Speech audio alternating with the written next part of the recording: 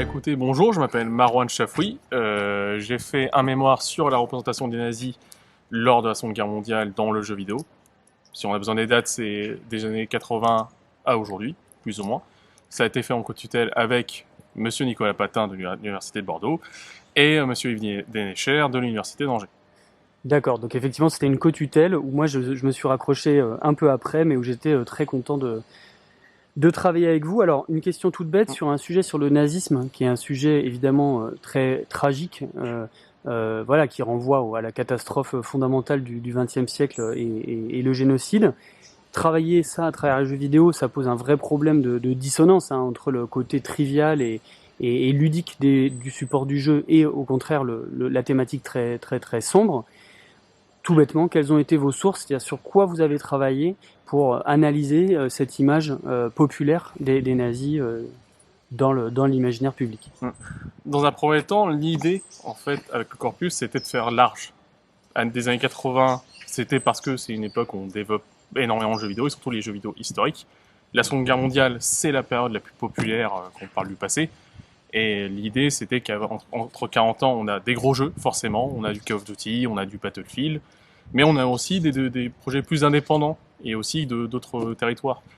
Battlefield ou Call of Duty, c'est américain. Quand vous partez sur l'indépendant, je pense à un jeu récent, c'est War Mongrels, c'est un jeu polonais. Et pareillement, c'est pas les mêmes mécaniques de jeu entre un jeu de tir où il y a plus d'action et un jeu de stratégie qui se passe à l'arrière du front. Donc ça, c'était le corpus principal et on était sur plusieurs dizaines de jeux pour vraiment essayer d'élargir les représentations. À côté de ça, j'ai essayé de faire des recherches sur le côté blog, côté site, notamment quand on part sur des vieux jeux des années 80, ils sont pas forcément disponibles en physique au quotidien. Donc quand on veut analyser des jaquettes, des manuels, tout ce genre d'éléments-là, vaut mieux se tourner sur les sites internet qui font une certaine collection, notamment qui peut être des sources. Quand on prenait les jeux des années 80, en fait, il n'y a pas de narration, il n'y a pas d'explication en jeu. C'est dans le manuel où vous avez le contexte. Vous prenez Wolfenstein 3D, si vous voulez savoir pourquoi vous êtes là et pourquoi vous butez des nazis à répétition, faut lire le manuel.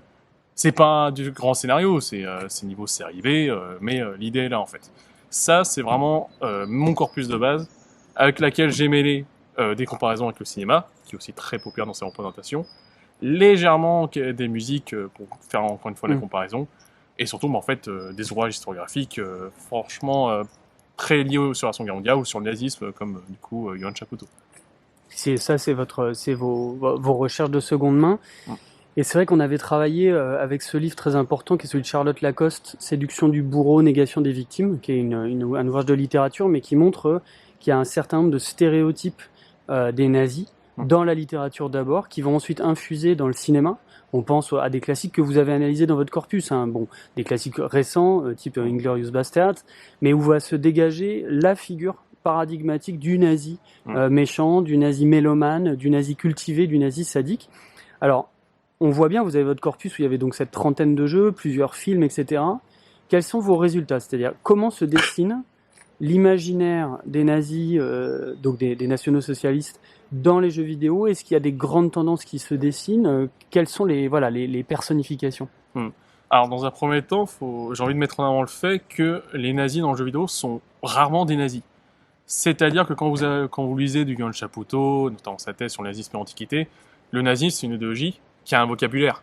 C'est l'espace vital, c'est l'arianisme, c'est le judéo-bolchevique, ce genre d'éléments. En jeu, ça n'existe quasiment pas ou très peu.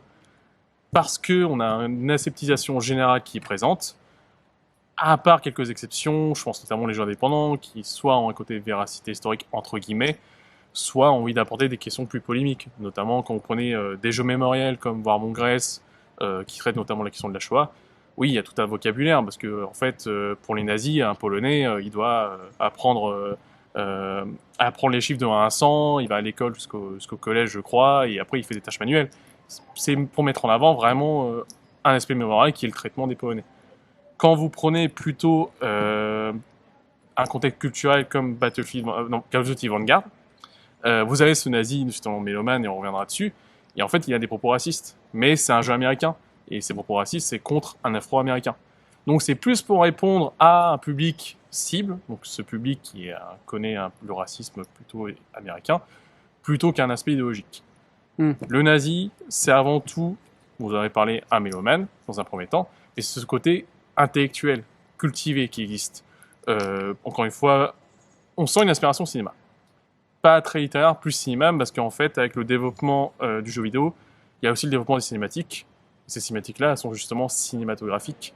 Vous prenez le méchant de Call of Duty Vanguard, bah, en fait, il arrive, il dit que la symphonie de Beethoven, ça requiert son attention, pas l'Afro-Américain qui est devant lui. Et ça, c'est très proche d'un Hans Landa, justement, dans Inglourious Bastard, qui a ce côté cultivé, bien sur soi. Et c'est très fréquent, en fait. Mais à côté de ça, il y a quelque chose de beaucoup plus primaire, on va dire, où le nazi, il est sanguinaire. Il peut aimer Beethoven, il peut être ce genre d'élément-là, mais à un moment donné, il va être violent, il va expliquer qu'il aime cette violence-là. Et je pense que cet élément-là, c'est aussi beaucoup lié au jeu vidéo lui-même, c'est-à-dire l'importance de l'objet. Dans le jeu vidéo, on est acteur. Il y a l'interaction. Il faut justifier le fait qu'on va tuer des individus. Alors, le fait que c'est des nazis, normalement, dans 100% des cas, ça justifie en jeu. Mais en plus de ça, il y a l'adversaire, donc il y a l'antagoniste, il y a le boss, en fait. Et ce boss-là, généralement, bah, en fait, il porte atteinte directement au joueur. J'ai rapidement analysé certains jeux Wolfenstein, et en fait, généralement, le grand méchant, il est sanguinaire, et soit il attaque directement le joueur, soit il attaque des proches à lui. Ce qui justifie, par extension, la haine qu'on va avoir de lui, et la justification qui est qu'à la fin, on va le tuer, en fait. Ça, c'est vraiment les deux types de nazis principaux. L'intellectuel et les sanguinaires. Il y en a un qui est très actuel, donc la question de Charles Lacoste, qui vient plutôt du cinéma, et un côté plus sanguinaire qui, du coup, quand c'est récent, c'est plus le côté justification, et quand c'est les années 80-90, c'est parce que le jeu vidéo, c'est très peuple, en fait. Wolfenstein 3D, vous combattez des nazis mutants et compagnie, donc c'est l'idée que on est plutôt sur le second degré. Après, ce qui est intéressant, c'est de voir que cette représentation du nazi sadique ou cruel, qu'on retrouve aussi chez Jonathan Little dans Les Bienveillantes, qui a été quand même prix Goncourt, etc., qui s'est vendu à 1 million d'exemplaires, et qui était au cœur des critiques de Charlotte Lacoste, c'est une manière de dépolitiser la violence, de l'individualiser. C'est-à-dire, le nazi est sadique et cruel. Alors, si on s'intéresse à la violence, ça veut dire que on est sur une violence qui n'a plus de sens social, qui est transgressive, qui est individualisée, alors qu'en réalité, la violence exercée par les nazis, très souvent, même s'il y avait de la cruauté, c'était une violence politique, systémique, collective. Donc c'est vrai que là, cette individualisation de la violence dans les jeux vidéo, elle a aussi cette fonction-là. Bon, et vous montrez bien cette intertextualité entre le cinéma et les jeux vidéo. On sait très bien que quel que soit le nombre de consultants qu'on peut mettre sur même un triple A, en réalité, le directeur artistique qui aura vu 2 films de nazis ou un film avec des zombies nazis dans la neige, pour ne pas les citer, décidera à la fin que tel grand personnage devra s'exprimer comme ça. Alors vous l'avez dit, votre mémoire, il portait pas nécessairement sur... Évidemment, c'était pas au cœur la Shoah, qui est encore un autre sujet, avec une représentation beaucoup plus complexe. Vos personnages, c'est aussi toute la piétaille, toutes les PNJ on est sur lesquels on tire quand on est sur des FPS. Là, vous parlez de ce côté matériel. Il y a les uniformes et tout. Qu'est-ce qu'on voit? Est-ce qu'on voit la Wehrmacht? Est-ce qu'on voit des SS? Est-ce qu'on voit la Waffen-SS? Comment c'est montré dans les jeux? Est-ce qu'on est juste on met des uniformes et on tire, ou il y a quelque chose de plus compliqué? Alors, il y a une complication parfois, notamment je pense aux questions de gameplay. On prend Partisan 1941, c'est un jeu russe où justement on joue des partisans à l'arrière du front, et on a 3 types d'ennemis qui représentent un peu l'image qu'on peut avoir notamment des unités. On a les collaborateurs, qui sont vraiment montrés comme la piétaille qu'on tue rapidement et facilement notamment. Ensuite on a la Wehrmacht, du coup qu'on explique qui est un peu plus entraîné, beaucoup mieux équipé, et au-dessus on a la Waffen-SS. Cette Waffen-SS là, il y a cet imaginaire justement d'élite militaire, et c'est pas le cas, je pense en France on a Jean-Luc Leleu, justement qui a étudié ça, c'est plutôt mythe, mais on voit que souvent le gameplay prend le côté mythologique avec une idée de niveau et l'adapte. Et on peut en trouver ça aussi dans certains jeux où en fait la Waffen-SS c'est des nazis d'élite, et on retrouve ça, je crois que c'était un jeu qui se passe à Paris, le Saboteur, où à un moment donné on dit au personnage là on a des nazis qui arrivent, ils viennent du front de l'Est, ils sont sanguinaires, pour mettre en compte des nouveaux ennemis. Car c'est la difficulté du jeu vidéo, c'est la boucle de gameplay. C'est-à-dire que vous avez des mécaniques de jeu qui reviennent régulièrement, et en fait on se demande comment est-ce qu'on va les diversifier, comment est-ce qu'on va le renouveler. Et le renouvellement, c'est par les ennemis. Et en reprenant cet imaginaire-là, notamment des groupes d'intervention, on crée de nouveaux ennemis. Ce qui est assez intéressant parce qu'en fait, on a très peu de nazis qui sont pas combattants. Ou alors, on les voit par des cinématiques. Vous prenez un Medal of Honor ou un Call of Duty, dans les cinématiques où vous voyez un Heinrich Himmler ou un Hermann Göring. Mais voilà, vous n'allez pas forcément les voir en jeu, c'est pas des combattants, quoi. À part Hitler, mais dans Wolfenstein, il est dans une sorte de méca, en fait. Donc, c'est des cas à part. Et donc là, il y a une forme de gamification pour mettre en place voilà, des niveaux de difficulté, mais qui d'une certaine manière, on sait très bien que ces jeux-là sont tendus, sont écartelés entre la volonté d'authenticité, qui permet ensuite de vendre la représentation du passé, et le gameplay. Mais dans ce cas-là, ce que vous avez montré dans votre mémoire et que j'ai trouvé très intéressant, c'est que cette gamification entre les différentes grandes catégories de nazis, donc Wehrmacht, SS, Waffen-SS, etc., où souvent, effectivement, vous le dites, les SS représentent le boss final parce qu'ils sont plus cruels, plus sanguinaires, on retombe dans ces clichés. Bah, souvent, en fait, elles créent des grosses erreurs historiques. Notamment, vous l'avez montré, on l'a vu aussi un peu dans la vidéo précédente avec Jocelyn, Loritano, ça recrée ce mythe de la Wehrmacht propre. C'est-à-dire, votre niveau de base lié à la gamification, c'est des soldats de la Wehrmacht, mais qui finalement sont très peu représentés en train d'agir de manière violente au sens de transgression des règles de la guerre. Donc ça, est-ce que vous pouvez revenir là-dessus? Finalement, le jeu vidéo a 30 ans de retard sur l'historiographie, on pourrait dire ça comme ça. Oui, et à ce niveau-là, ça m'a été très utile de faire des comparaisons avec le cinéma. Je pense justement à l'ouvrage Le national-socialiste dans le cinéma allemand. En fait, on voit une évolution sur un siècle.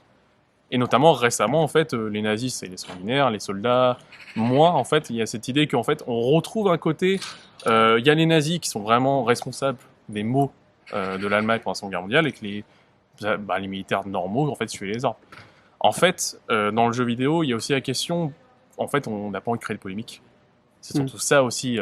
Vous allez retrouver des soldats qui font des atrocités, mais dans des jeux éducatifs. En Allemagne, vous avez Flood de Darkest of Time, où justement il y a cette question de la responsabilité de l'armée allemande. Mais le mythe de la Wehrmacht propre, c'est qu'en fait, ils n'auraient pas participé au massacre à l'Est, ce qui est totalement faux. Dès l'occupation de la Pologne, ils sont au courant, mais en fait, leur problème, c'est pas qu'il y ait des massacres. Le problème, c'est que ça affecte leurs soldats. Voilà, c'est ce qu'a pu étudier différents historiens, et puis même, c'est Omer Bartov qui a fait un ouvrage sur le sujet qui est très intéressant. Et en fait, oui, il y a 30 ans de retard, mais en même temps, le jeu vidéo en tant que tel, encore une fois, il y a l'idée de gameplay. La véracité historique, entre guillemets, dans tous les objets, va être modulée par rapport aux besoins de la narration et du gameplay. C'est plus simple aussi, surtout que le nazi, c'est toujours un grand méchant. C'est toujours ça, le SS uniforme noir, ça parlera toujours plus qu'un Allemand de base, en fait. Oui, c'est clair. Mais c'est là où on voit que il y a cette négociation permanente entre une sorte d'argument de la vérité historique et ensuite évidemment le gameplay qui reprend le dessus. Alors c'est la fameuse idée 70-30, c'est-à-dire soit pour les jeux qui vraiment se revendiquent de la vérité historique, c'est 70% d'authenticité, pas de vérité, d'authenticité, d'effet de réel, et 30% de gameplay, sauf qu'en réalité c'est souvent l'inverse. Donc voilà, très bien. Donc ça, vous l'aviez bien montré. Il y a cette intertextualité avec le cinéma. Est-ce qu'il y a d'autres résultats que vous avez soutenus l'année dernière, donc qui vous viennent à l'esprit? Est-ce que vous voulez ajouter un dernier point? Sur deux éléments déjà, j'avais étudié la comparaison avec Angel of Death de Slayer qui parle du coup d'Angel Mengele. Oui. Et là, encore la question de la place de l'objet. C'est du métal, c'est les années 80, c'est du trash metal plutôt. Donc la violence, ils vont la valoriser. Typiquement, le jeu vidéo, c'est de la violence, mais c'est de la violence aseptisée, encore une fois, sur ce niveau-là. Donc en fait, Mengele, c'est scientifique faux qu'on peut retrouver dans les nazis zombies, mais voilà, c'est particulier. Et enfin, surtout, la question du genre, en fait. Encore une fois, ce qui est important, c'est qu'on s'intéresse aux représentations. C'est pas regarder qu'est-ce qui est vrai, qu'est-ce qui est faux, c'est-à-dire pourquoi c'est représenté comme ça. Les femmes nazies, c'est soit le cliché de l'allemande, pas varoise, vraiment lettresse, c'est la blonde, tout ça, et ça c'est plus un côté comique qui est utilisé. Soit c'est des costumes de cuir d'unité d'élite ou elles sont en bottines, on se demande comment est-ce qu'elles font au quotidien. Mais à ce niveau-là, c'est plus pour rappeler qu'en fait le jeu vidéo c'est une industrie contemporaine. C'est surtout des hommes qui développent des jeux pour les hommes. Et en ce sens-là, la représentation des femmes, c'est pas tant des références notamment aux femmes qui étaient dans les camps d'extermination et qui ont vraiment cette idée d'imaginaire de femmes violentes qui existe. Là, on est plutôt sur des questions de sexisme au sein de la société et c'est ce qui se retrouve en jeu en fait. Mais sinon, la majorité du temps, c'est toujours des hommes. En fait. Là, c'est drôle parce que quand on fouille un peu cette idée-là, ça vient de la littérature, ça vient du personnage de Ilse Kor, donc qui était la femme d'un gardien de camp, d'un directeur de camp de concentration très célèbre. Et on voit les différents supports là dans ce que vous dites. Il y a la littérature, il y avait des bouquins de mauvaise qualité qui sexualisaient cette criminelle. Ensuite, c'est passé dans le cinéma avec les films de Nazi Exploitation, etc. Et ensuite, on le retrouve dans Wolfenstein, New Order, etc. avec cette espèce de caricature sadomasochiste des femmes nazies. Alors qu'effectivement, aujourd'hui, on dispose de travaux très sérieux comme ceux de Elissa Mylander ou Wendy Lower sur vraiment ce qui se passait dans les camps. Ben, merci beaucoup pour toutes ces informations. Et puis voilà, après, vous avez continué, vous avez passé le CAPES. Le CAPES, les résultats, c'est dans 3 jours. Ouais. Donc, on vous remercie beaucoup, Marwan, et on croise les doigts. Merci beaucoup pour cette présentation. Je vous en prie.